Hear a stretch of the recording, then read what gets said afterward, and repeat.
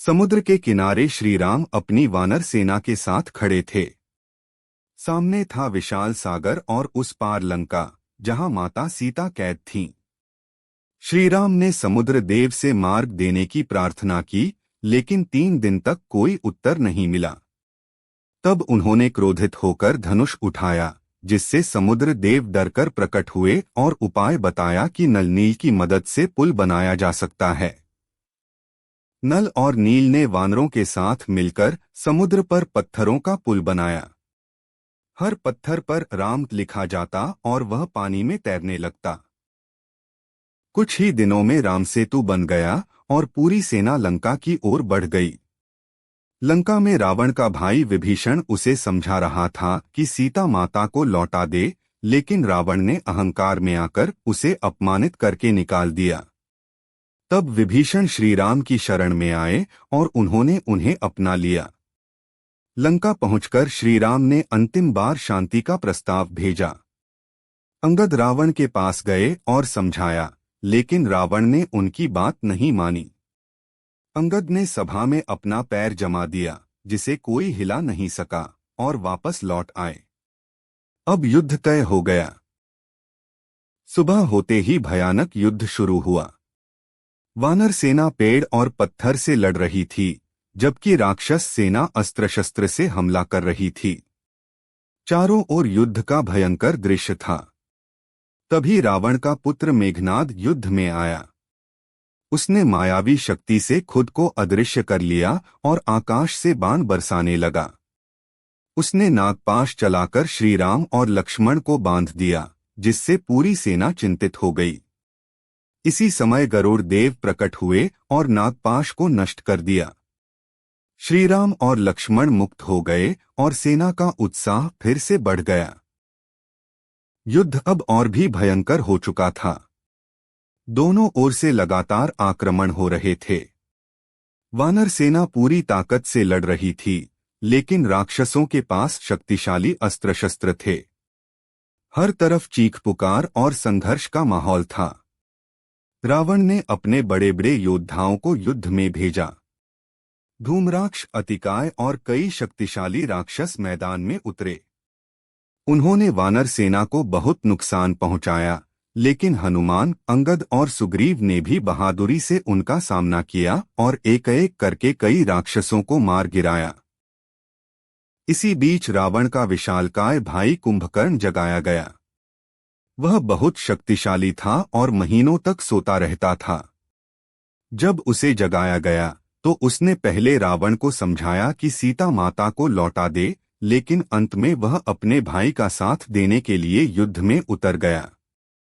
कुंभकर्ण जब युद्धभूमि में आया तो उसका रूप देखकर वानर सेना डर गई। वह पर्वत के समान विशाल था और एक ही वार में कई वानरों को पकड़कर फेंक देता था। वह जहां जाता वहां विनाश हो जाता। हनुमान जी और अंगद ने मिलकर उसका सामना किया, लेकिन कुंभकर्ण बहुत शक्तिशाली था। तब श्रीराम स्वयं आगे आए। उन्होंने अपने बाणों से कुंभकर्ण के हाथ और पैर काट दिए और अंत में एक शक्तिशाली बाण से उसका वध कर दिया। कुंभकर्ण की मृत्यु से रावण बहुत दुखी हुआ, लेकिन उसका क्रोध और बढ़ गया। उसने अपने सबसे शक्तिशाली पुत्र मेघनाद को फिर से युद्ध में भेजा। मेघनाद बहुत चालाक और मायावी था। उसने यज्ञ करके खुद को और शक्तिशाली बना लिया। फिर वह अदृश्य होकर युद्ध करने लगा। उसने अचानक लक्ष्मण जी पर शक्तिशाली अस्त्र शक्ति चला दिया। वह अस्त्र लक्ष्मण जी को लग गया और वे गंभीर रूप से घायल होकर जमीन पर गिर पड़े। यह देखकर श्रीराम बहुत दुखी हो गए। पूरी वानर सेना निराश हो गई। तब वैद्य सुषेण ने कहा कि लक्ष्मण को बचाने के लिए संजीवनी बूटी लानी होगी, जो हिमालय पर मिलती है। यह सुनते ही हनुमान जी तुरंत आकाश में उड़ गए। हनुमान जी बहुत तेज गति से हिमालय पहुंचे, लेकिन उन्हें सही बूटी पहचान में नहीं आई। तब उन्होंने पूरा पर्वत ही उठाकर ले आने का निर्णय लिया और उसे लेकर वापस युद्धभूमि में आ गए। वैद्य सुषेण ने उस पर्वत से संजीवनी बूटी निकालकर लक्ष्मण जी को दी। थोड़ी ही देर में लक्ष्मण जी ठीक हो गए। यह देखकर सभी बहुत खुश हुए और सेना का उत्साह फिर से बढ़ गया। लक्ष्मण जी के ठीक होने के बाद वानर सेना का उत्साह फिर से बढ़ गया। अब सबको पता था कि युद्ध अपने अंतिम चरण की ओर बढ़ रहा है। दूसरी ओर रावण बहुत क्रोधित था और उसने अपने पुत्र मेघनाद को फिर से युद्ध में भेजा। मेघनाद बहुत चालाक था। उसने एक गुप्त यज्ञ शुरू किया जिससे उसे अजेय शक्ति मिल जाती। विभीषण ने श्रीराम को बताया कि अगर यह यज्ञ पूरा हो गया तो मेघनाद को हराना बहुत कठिन हो जाएगा। तब श्रीराम ने लक्ष्मण जी को मेघनाद को रोकने के लिए भेजा। लक्ष्मण जी के साथ हनुमान और विभीषण भी गए।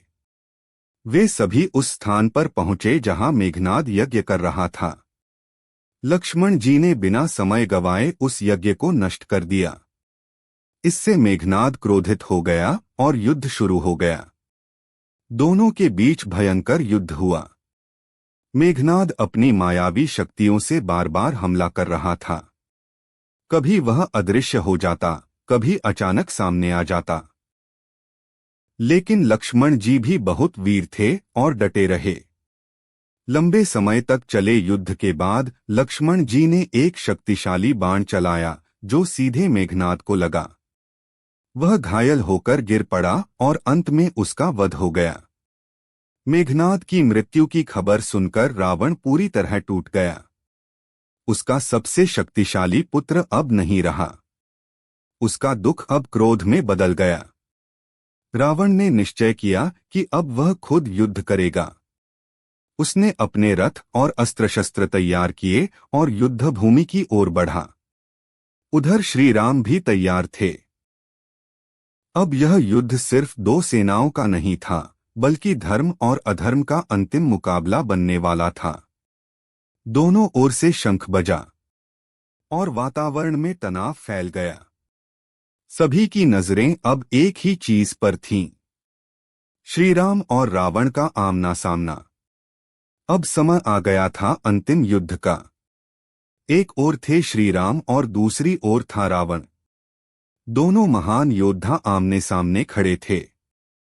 पूरा युद्धभूमि शांत हो गया, जैसे सब इस महायुद्ध को देखने के लिए रुक गया हो।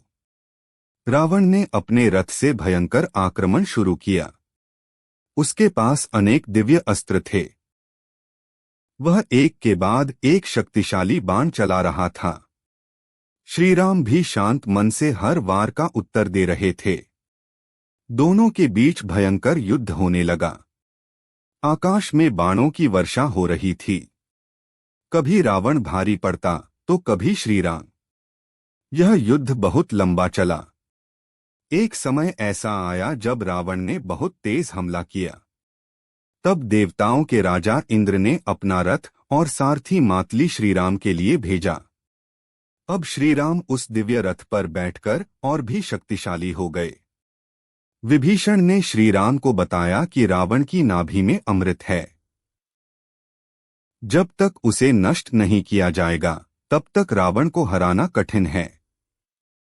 तब श्रीराम ने ध्यान लगाकर एक दिव्य बाण उठाया।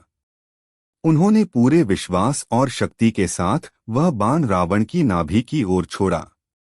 वह बाण सीधा जाकर रावण को लगा। रावण घायल होकर जमीन पर गिर पड़ा। कुछ ही क्षणों में उसका अंत हो गया। रावण के गिरते ही पूरी लंका में सन्नाटा छा गया। अधर्म का अंत हो चुका था और धर्म की जीत हुई। इसके बाद विभीषण को लंका का राजा बनाया गया। उन्होंने पूरी श्रद्धा से श्रीराम का आभार व्यक्त किया। अब सबसे महत्वपूर्ण क्षण आया। माता सीता की मुक्ति। हनुमान जी सीता माता को लेकर श्री राम के पास आए। बहुत समय बाद दोनों का मिलन हुआ।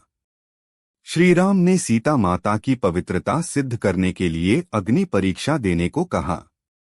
सीता माता ने अग्नि में प्रवेश किया और अग्निदेव ने उन्हें सुरक्षित बाहर निकाल दिया। इससे सिद्ध हो गया कि वे पूर्ण रूप से पवित्र हैं। अब श्री राम, सीता माता और लक्ष्मण अयोध्या लौटने के लिए तैयार हुए। पुष्पक विमान से वे अयोध्या पहुंचे। अयोध्या में उनका भव्य स्वागत हुआ। चारों ओर खुशियां मनाई गईं। इसके बाद श्री राम का राज्याभिषेक हुआ और रामराज्य की स्थापना हुई। इस प्रकार युद्धकांड समाप्त होता है, जहां यह सिखाता है कि अहंकार और अधर्म का अंत निश्चित है। सत्य और धर्म की हमेशा जीत होती है।